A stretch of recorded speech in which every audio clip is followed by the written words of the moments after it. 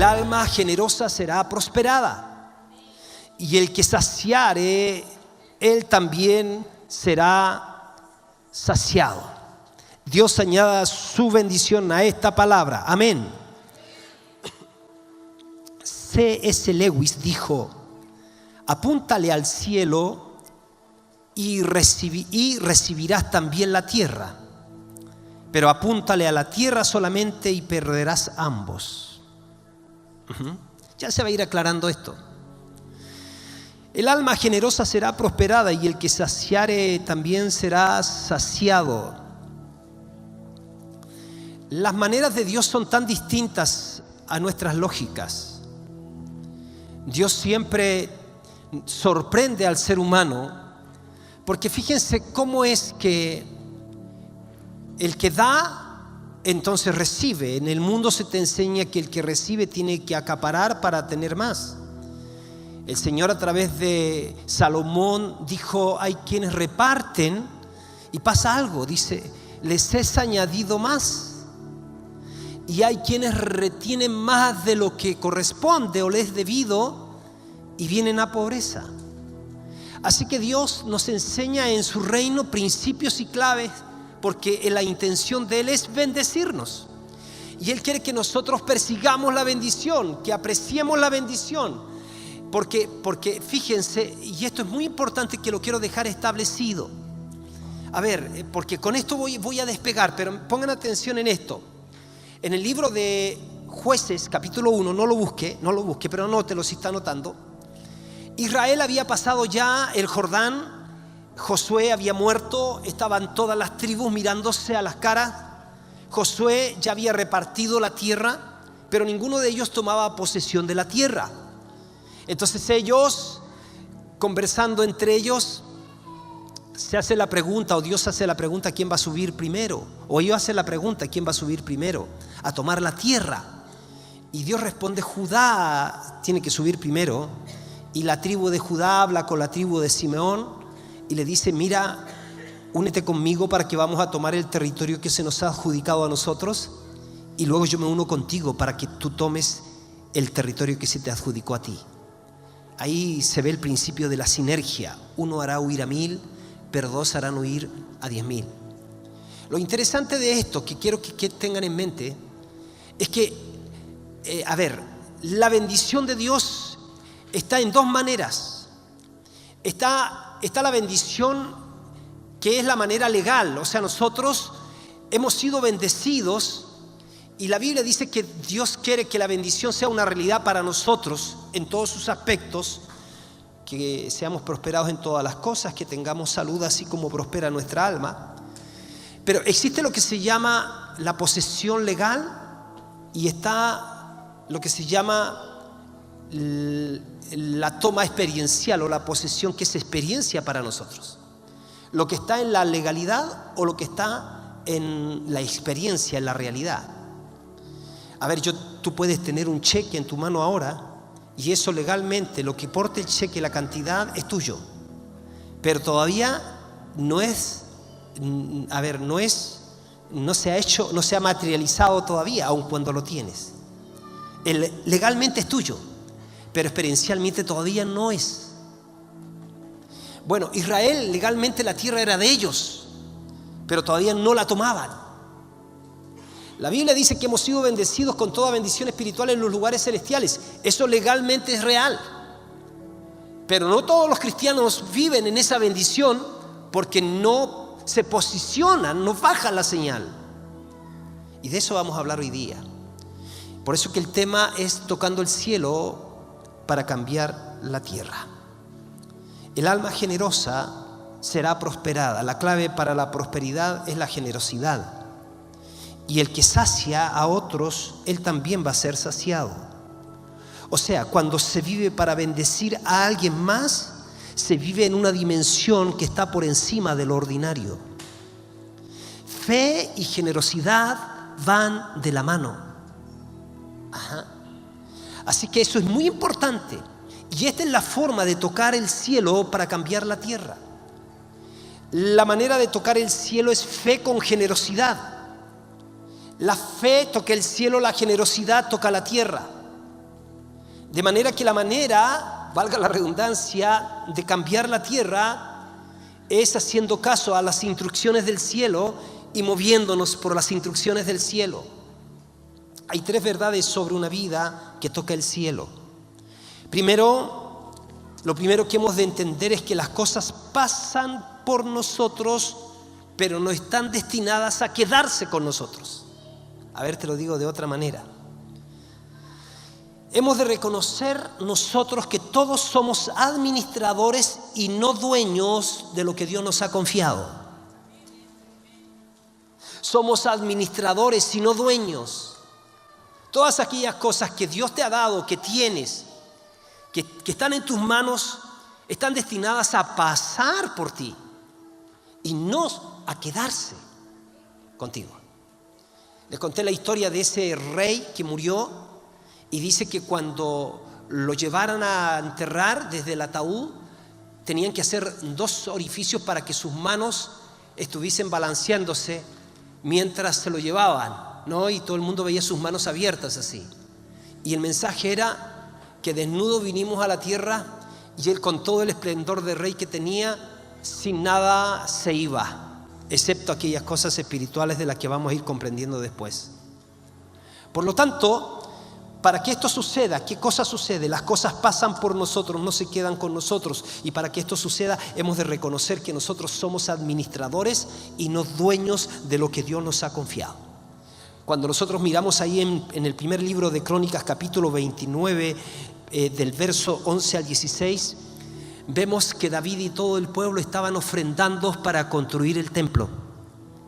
Y dice así en la Nueva Traducción Viviente, dice: luego el rey David, en Primera de Crónicas 29, del 1 para adelante, incluido el 11 y hasta el 16, se los leo rápidamente. Dice en la Nueva Traducción Viviente, dice así: luego el rey David se dirigió a toda la asamblea y dijo: mi hijo Salomón, a quien Dios evidentemente ha elegido para ser el siguiente de Israel, es aún joven y sin experiencia.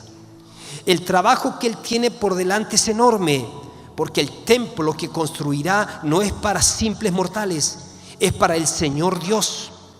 Usando cada recurso a mi alcance, he reunido todo lo que pude para construir el templo de mi Dios. Así que hay suficiente oro, plata, bronce, hierro y madera, al igual que grandes cantidades de ónice y otras joyas costosas y todo tipo de piedras finas y mármol. Ahora, debido a la devoción que tengo por el templo de mi Dios, entrego todos mis propios tesoros de oro y de plata para ayudar en la construcción. Esto es además de los materiales de construcción que ya he reunido para su santo templo. Donó más de 102.000 kilos de oro de Ofir y 238.000 kilos de plata refinada para recubrir las paredes de los edificios y para los demás trabajos en oro y plata que harán los artesanos. Y ahora bien, ¿quiénes de ustedes seguirán mi ejemplo y hoy darán ofrenda al Señor? Y agrega la Biblia: entonces los jefes de familia y los jefes de las tribus de Israel, los generales y los capitanes de los ejércitos y los funcionarios administrativos del rey, todos ofrendaron voluntariamente para la construcción del templo de Dios. Donaron alrededor de 170.000 kilos de oro, 10.000 monedas de oro, 340.000 kilos de plata, y empieza a mencionar tantos y tantos de lo que dio. Esto sucedía en el corazón de David y del pueblo de Dios en el tiempo en que estaban levantando ofrendas para el templo. Pero lo que me llama la atención del verso 11 es que dice un canto que nosotros cantábamos. ¿Se acuerdan que decía el canto? Tuya es, oh mi Señor, la magnificencia y el poder. Tuya, oh Señor, no tuyo, oh Señor, es el reino y tú eres excelso sobre todo. ¿Se acuerdan? Los más antiguos, ¿no? Ahí está. Claro, se sacó de ahí. Mire cómo dice David: tuya es, oh Señor, la magnificencia y el poder, la gloria, la victoria y el honor, porque todas las cosas que están en los cielos y en la tierra son tuyas. Tuyo, Jehová, es el reino y tú eres excelso sobre todo. Wow. David dice 3 veces, todo es tuyo. Lo que tenemos viene de tu mano. En otras palabras, somos administradores de lo que tenemos, no somos dueños. Y por lo mismo, las cosas pasan por nosotros, no se quedan con nosotros. Solo tenemos que administrarla. Jamás conoceremos el arte de vivir sin conocer primero el arte de dar. Aprendas eso. Uno puede dar sin amor, pero es imposible amar sin convertirse en un dador. El que ama se convierte en un dador. Cristo nos dejó un ejemplo. Él vivió para servir, y servir también es dar. Pablo dijo que hasta nosotros mismos no nos pertenecemos. Primera de Corintios 6:19 dice: ¿o no sabéis que vuestro cuerpo es templo del Espíritu Santo que está en vosotros, el cual tenéis de Dios, y que no sois vuestros? Pues por precio habéis sido comprados. Por tanto, glorificad a Dios en vuestros cuerpos, en vuestro cuerpo y en vuestro espíritu, los cuales son de Dios. Todo es de Dios. Diga conmigo, todo es de Dios. Diga, nada es nuestro. Todo es de Dios. Pasa por nosotros, pero todo es de Dios. Fíjense que cuando nosotros miramos de las ofrendas que estaba dando David, podemos llegar a la conclusión que lo que hacemos con nuestro dinero es lo que estamos haciendo con nuestras vidas. Hoy día yo reflexionaba en Lucas 12:48, que dice: porque a todo aquel a quien se le haya dado mucho, mucho se le demandará, y al que mucho se le haya confiado, más se le pedirá. Veníamos analizando ese pasaje con Débora mientras veníamos en el auto para acá. Al que más se le ha confiado, más se le pedirá. Así que piense en la carga que vendría sobre mí o vendrá cuando más se nos dé, porque al que más se le confía en la administración, más se le pide. ¿Quieres entonces responder a Dios? ¿Quieres servir en las labores de Dios? Entonces el Dios te dará gracia, te dará sabiduría, te dará unción, te dará dones, te dará poder sobrenatural, te dará prosperidad económica, te dará gente, pero al que más se le da, más se le demandará. Eclesiastés capítulo 5 verso 13 dice: hay un mal doloroso que he visto debajo del sol, las riquezas guardadas por sus dueños para su mal.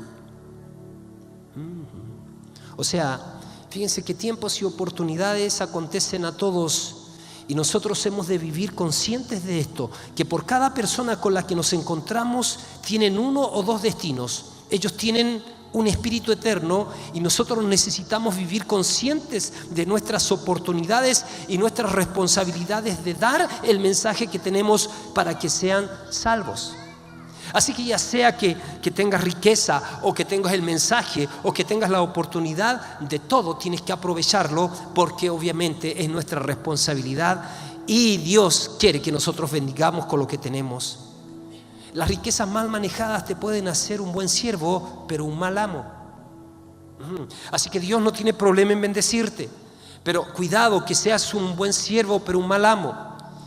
Cuando miramos esta historia demasiado entretenida ahí en Lucas 12 del verso 15 al 21, es muy interesante porque habla del rico insensato y dice que su tierra produjo en abundancia, pero él no entendió el propósito de las riquezas. Veamos juntos, por favor, Lucas capítulo 12. Cuando lo leí, lo subrayé porque me llamó la atención de cosas que no había visto antes.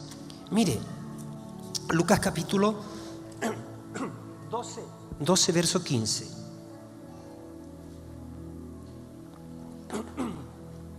Mira lo que dice. Y les dijo: mirad y guardaos de toda avaricia. O sea, una persona se tiene que cuidar de la avaricia cuando tiene, no cuando no tiene. Porque la vida del hombre no consiste en la abundancia de los bienes que posee. O sea, yo te voy a dar bienes, pero eso no es la vida. Ahora mira lo que dice. Sigue, por favor. También le refirió una parábola diciendo que la heredad de un hombre rico había producido mucho. Bien, decimos nosotros, porque había tenido incremento. O sea, recibió 4 y ya tenía 8. Recibió 5, tenía 10, por así decir. La heredad de un hombre rico había producido mucho. Sigamos. Y él pensaba dentro de sí diciendo, ¿qué haré? Porque no tengo dónde guardar, ¿qué dice? Mis cosechas, mis frutos. Y dice, sigue por favor, rápidamente. Y dijo, esto haré, derribaré mis graneros y los edificaré mayores y allí guardaré todos mis frutos y mis bienes. Sigue por favor. Y diré a mi alma, alma, muchos bienes tienes guardado para muchos años, repósate, come, bebe, regocíjate. ¿Y qué dice? Pero le dijo Dios, necio. ¿Cómo le dijo? Necio. ¿Por qué le dijo necio? Le dice, esta noche vienen a pedirte tu alma. Y lo que has provisto, ¿de quién será? Así es el que hace para sí tesoros y no es rico para con Dios. Miren qué interesante esto. Porque este pasaje habla del rico insensato. Su tierra produjo en abundancia, pero él no entendió el propósito de las riquezas. Él pensaba dentro de sí diciendo, ¿qué haré porque no tengo dónde guardar mi cosecha? ¿No? Y dijo, voy a hacer esto, voy a derribar mis graneros, voy a edificar mayores y allí guardaré todos mis frutos y mis bienes. Dios le dice, necio, esta noche te reclaman tu alma y lo que has provisto, ¿de quién va a ser? Así es el que atesoró para sí, dice, y no es rico para con Dios. En otras palabras, la vida es breve. Lo que tenemos tiene que pasar por nosotros, no tiene que quedarse con nosotros. ¿Cuál es el lugar más rico de la tierra, hermanos? ¿Usted sabe cuál es? Es el cementerio. Sí, es el cementerio. ¿Sabe por qué es el cementerio? Porque allí están escondidas las canciones que nunca escuchamos, los libros que nunca se escribieron, los edificios que nunca se construyeron, los inventos que nunca se desarrollaron, porque las personas recibieron y murieron las cosas con ellos.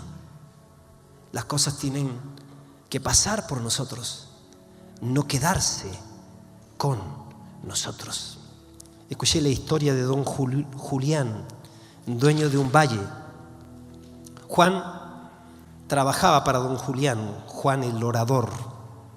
Era un hombre de raza negra que tenía, dice la historia, sus rodillas encallecidas por tanto orar. Un día Juan soñó que el hombre más rico del valle iba a morir a las 12 de la noche. Así que se levantó a las 6 de la mañana para hablar con don Julián, quien salió a atenderlo, dice el relato, de mal humor. Y Juan le contó al dueño, soñé, cierto, a don Julián le contó el sueño, soñé que el hombre más rico del valle va a morir hoy a las 12 de la noche y como tú eres el hombre más rico solamente te vengo a avisar, le dice, ¿no?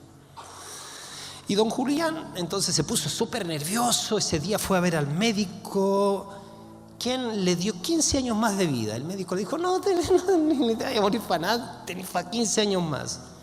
Así que regresó a su casa pensando lo siguiente, el médico me dio 15 años más de vida y Juan soñó que el hombre más rico del valle se moría esta noche.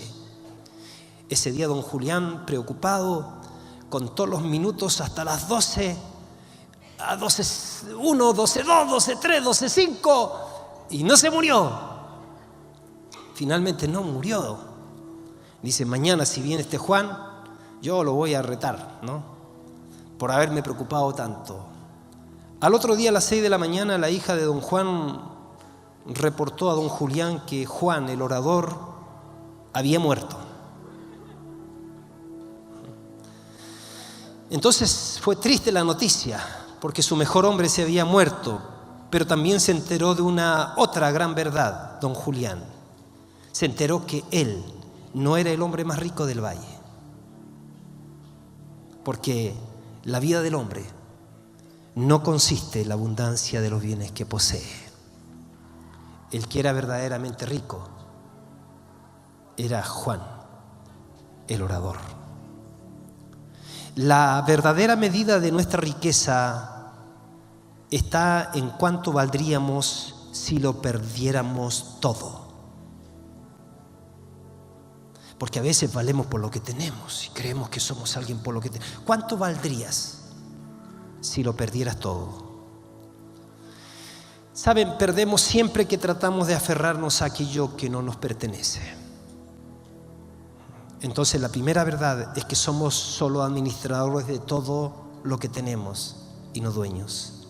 Seremos recordados por una de dos cosas: por los problemas que dejamos o por los problemas que ayudamos a resolver. Lo que tenemos en nuestras manos son las herramientas que Dios nos da para bendecir al mundo, para bendecir a los demás. Lo que hacemos con lo que tenemos determina nuestro valor en esta tierra. Ahora bien, voy a necesitar un poquito más de tiempo, por favor. Pero miren, punto número 2. Entonces comienza con lo que tienes. Nosotros decimos, está bien, entonces si tengo que ser generoso, si las cosas tienen que pasar por mí. Hay algunos que dirán, es que yo no tengo mucho. Seguramente ahora cuando estábamos desafiando, ¿cierto?, a ti, a tu generosidad y a tu fe para que siembre, a lo mejor te planteaste, yo no tengo mucho. Pero sabes que la Biblia nos enseña que hay que comenzar con lo que tenemos, porque la prosperidad no se mide por lo que uno tiene, sino por lo que uno da. ¿Se recuerdan ustedes a la viuda de Sarepta? ¿Se acuerdan el estado en que estaba ella? Eso sale en Primera de Reyes 17, del 13 al 15. Dice la Biblia, entonces Elías le dijo, no temas, ve, haz como has dicho. Se encuentra Elías con la viuda y le dice, ¿qué estás haciendo? ¿Se acuerdan? Y dice que había hambre en la tierra y esta viuda tenía un hijo y ella andaba buscando leña porque tenía un poquito de harina y un poquito de aceite en su casa. Se iba a hacer un pan y luego de eso se iba a morir ella. Eso es lo que pensaba y su hijo. Pero el profeta se le aparece, le pide en primer lugar agua y en segundo dice, haz lo que tienes que hacer, la tortilla, pero dame a mí primero. Y le dice antes, no temas, le dice el profeta, no temas. Entonces Elías le dijo, no temas, haz como has dicho, pero primero hazme una pequeña torta de eso y tráemela, después harás para ti y para tu hijo, porque así dice el Señor Dios de Israel, no se acabará la harina en la tinaja, ni se agotará el aceite de la vasija hasta el día en que el Señor mande lluvia sobre la faz de la tierra. Entonces ella fue e hizo conforme a la palabra de Elías, y él y la casa de ella comieron por muchos días. Miren, Elías respondió primero al temor de ella. Esta valiente viuda dio un paso de fe, obedeció la palabra de Dios y se dio cuenta de que podía confiar en su palabra. Dio para otros primero y Dios la recompensó con un suministro inagotable de aceite y de harina. Ellos comieron de esa provisión por todo un año. El acto más pequeño de obediencia es mejor que la mejor de las intenciones. Así que cuando Dios te dice obedece, la felicidad no se basa en lo que tienes, sino en a quién conoces. Así que si conoces a Dios, tranquila, porque Dios de la nada es capaz de hacer todo el universo. Así que no hay imposible para Dios. Él te puede sorprender de donde ni te imaginas. 5,000 personas ahí abarrotadas escuchando a Jesús no tenían que comer. ¿De dónde? De donde la gente ni se imagina. Un niñito con 5 panes y 2 peces simplemente, y fue suficiente para bendecir a 5,000 personas. Dios es poderoso para hacer lo que nosotros ni siquiera nos imaginamos. Él se aparece y nos sorprende.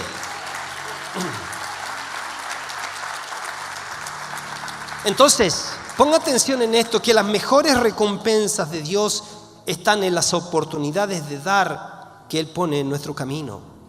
Poco es mucho si Dios lo bendice, y mucho es poco si la bendición de Dios. Anótelo.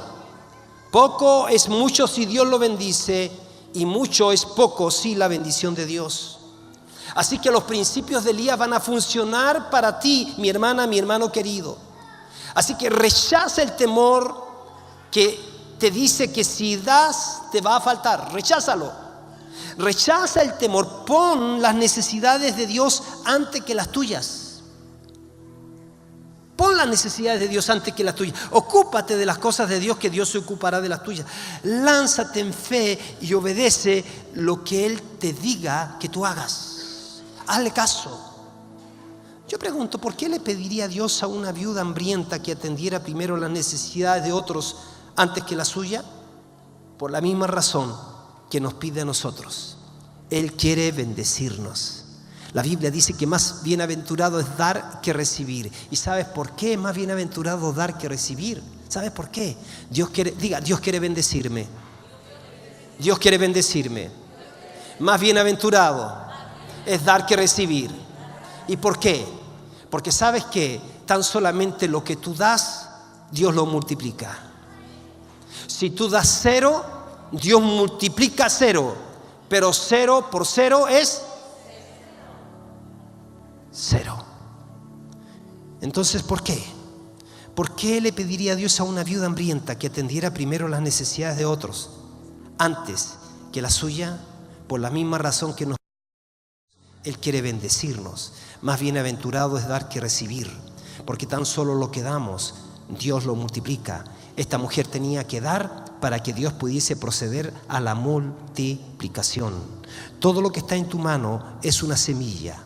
Todo lo que pones en las manos de Dios se convierte en una cosecha. Diga conmigo, todo lo que está en mi mano es una semilla. Pero todo lo que pongo en las manos de Dios se convertirá en una cosecha. O sea, ¿te das cuenta que el profeta no le pidió a la viuda que alimentara toda la aldea? ¿No? Dios siempre empieza con lo que tenemos. Dame a mí primero, le dice. Para esta viuda hacer una pequeña torta de pan, para Elías requirió de toda la fe que tenía. Y eso es lo que Dios pedía de ella. Dios nunca nos juzga. Dios siempre ve la calidad antes que la cantidad. Ve la calidad de tu acción. Dios nunca nos juzga por los estándares de otras personas, sino por los suyos.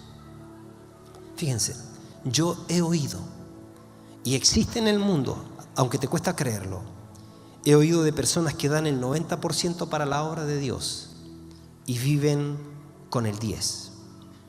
Pero de seguro que ellos no comenzaron así al comienzo. Fueron de menos a más.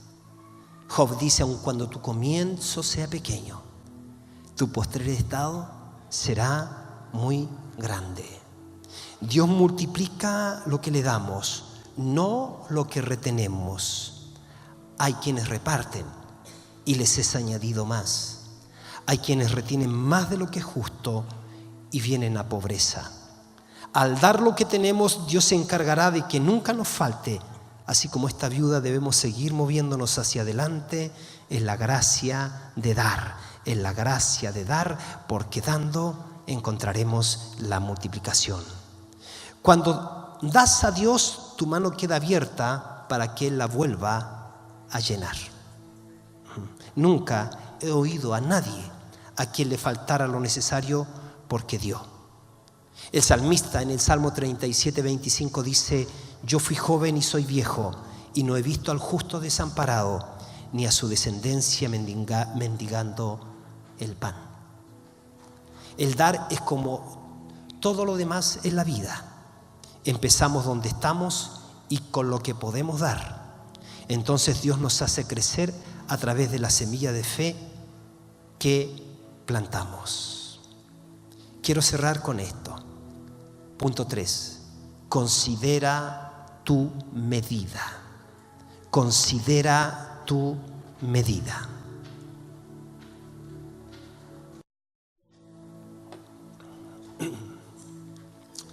Considera, mira acá. Considera tu medida.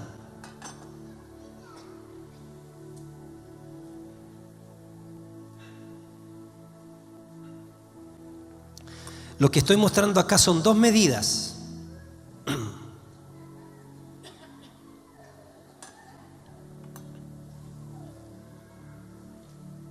Mira lo que dice Lucas. Lucas 6:28 dice: da y se te dará. Medida buena, apretada, remecida, rebosando, darán en vuestro regazo. Porque con la misma medida con la que mides, esto abajo, serás o se te volverá a medir. Fíjese lo que dice. No sé si a ver si lo pone en la pantalla, por favor.